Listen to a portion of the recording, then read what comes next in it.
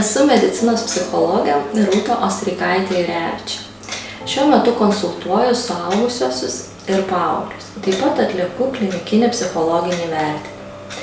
Mano domėjimosi sritis yra traumų ir krizių psichologija. Nuolat keliu savo kvalifikaciją įvairiose tiek Lietuvos, tiek užsienio lektorių organizuojamuose mokymuose, seminaruose ir konferencijose.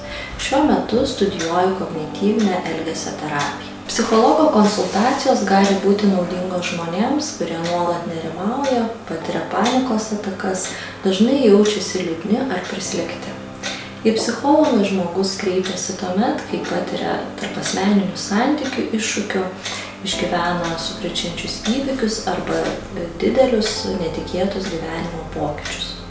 Žmonės kreipiasi tuomet, kai sunku pradėti naujas veiklas ar pabaigti senus darbus. Kartais žmonės vargina nuolatinio tobulumo siekimas, kai save ir savo pasiekimus tampa sudėtinga įvertinti teigiamai.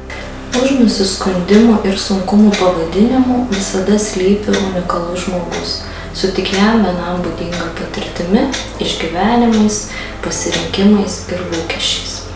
Savo darbe aš stengiuosi pastebėti, įžvelgti ir suprasti kiekvieno žmogaus unikalumą ir pažiūrėti į problemą besikreipiančio žmogaus akimis. Tikiu, kad psichologo kabinetas gali būti saugi erdvė, kur galima geriau pažinti save. Galbūt tai gali būti kelio į pokyčius pradžia.